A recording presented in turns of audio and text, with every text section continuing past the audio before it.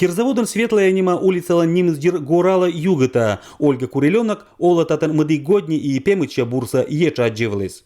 Мы тонем в грязи каждую весну, каждую осень. Практически мы по уши в грязи.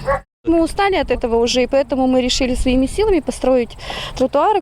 Светлая нема улица лой статан к годни, но биша никачем благоустроительный уджи статан эскера, и энаж никачем обращение звала власти с озреагирует.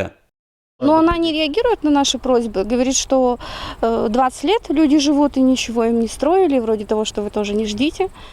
Вичишна власть чаймейка бурса улица Вылын олище с мыджисани, и не важен решитися мы вежно город улица Вылын Олан не верма саджир ачнас. Кинулись все, кто тут будет строиться, и уже построился по 5000 рублей.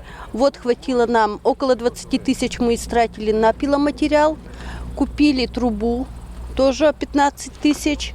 Своими силами мы выкопали вчера траншею, дети нам помогали, вот маленькие дети помогали нам копать, потом мы эту трубу столкнули. Мы сами просим, чтобы нам дорогу почистили, за это мы оплачиваем. Всю зиму мы платим. Всю землю, Так что 500 всю зиму, рублей у нас. Да, 500 рублей мы платим за трактор.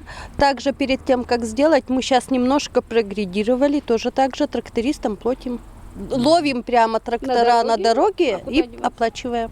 Но проблема не дир сын мы власти зла або ухота отца в отерла. Улица Эныч або администрация лен баланс вылен и сен никачем уджез туй вылен керны оспож. Выяснилось, что дорога фактически на балансе не стоит администрации. А по какой причине? По той, что ее никто не строил. Естественно, поставить на баланс нечего.